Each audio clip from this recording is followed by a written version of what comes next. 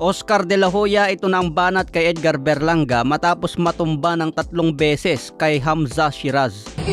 Shiraz, congratulations! Berlanga! Oh my God, you got knocked out! Oh my God, oh, something Canelo Alvarez couldn't do! Ayan mga tol, sinuot pa ni De La Hoya ang wig na binato sa kanya ni Berlanga sa presscon. Sinabi pa ni Berlanga na matapos daw niya patulugin si Hamza Shiraz, isusunod niya si Oscar De La Hoya. Pero rumesbak agad si De La Hoya sa presscon pa lang. Sinabi ni De La Hoya na mag-champion ka muna bago ka mag-angas. Sabay binulgar na peke ang halas ni Berlanga. Ngayon natapos na ang laban at knockout ang inabot ni Berlanga. Kaya mas lalong asar talo si Berlanga nito. Tinapos na raw ni Shiraz ang hindi nagawang tapusin ni Canelo. Marami tuloy ang nagsasabi na mas malakas itong si Shiraz kumpara kay Canelo. Alaga ni De La Hoya itong mga tol at may kartadang 22 wins, 18 KOs, wala pang talo. Meron siyang 81% knockout. May lakas talaga ang kamao nito dahil napakalaki, 6'3" ang tangkad. Mas matangkad pa ito kay David Benavides na 6'2" lang. Dahil nakuha ni Hamza Shiraz ang WBC Eliminator, inanunsyo agad ni Turki Al-Sheikh na ikakasa na ang laban nito kay Canelo Alvarez sa 2026. Pwede pa umakyat itong si Shiraz sa light heavyweight sa division ni Dimitri Bivol at David Benavides. Kaya malulupit ang makikita nating bakbakan sa mataas na dibisyon. Sa iba pang balita, mga salitang binitawan ni Stevenson matapos ang panalo kay Cepeda. Sinabi ni Stevenson sa presscon, "Sinabi ko na sa inyo kung sino ang gusto ko.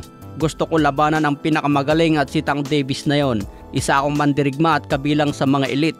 Gawin nating exciting ulit ang boxing at pagharapin natin ang pinakamagaling na boksingero sa loob ng ring. At tignan natin kung sino ang tunay na magwawagi." Tinanong naman si Stevenson kung makikita ba ulit sa susunod niyang laban na makipagsabayan siya ng suntok. Sagot naman ni Stevenson, "Hindi ko na ulitin dahil marami akong tinanggap na suntok.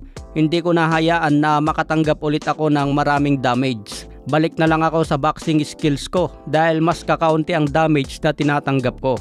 Ayan mga tol, sa susunod na laban ni Stevenson, balik na raw ito sa suntok takbo. Lalo na kung si Tank Davis ang kalaban.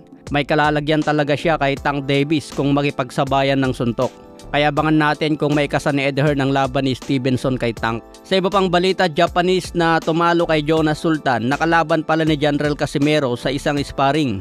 Ayon sa post ni Silver Boys, ito raw ang sparring nila noon at hindi lang nilabas. Malupit din talaga si Akitsugi mga tol, masipag bumitaw ng suntok kaya tinalo niya si Jonas Sultan by unanimous decision. Makikita nga natin ang mukha ni Jonas Sultan matapos ang laban, talagang nagulpe.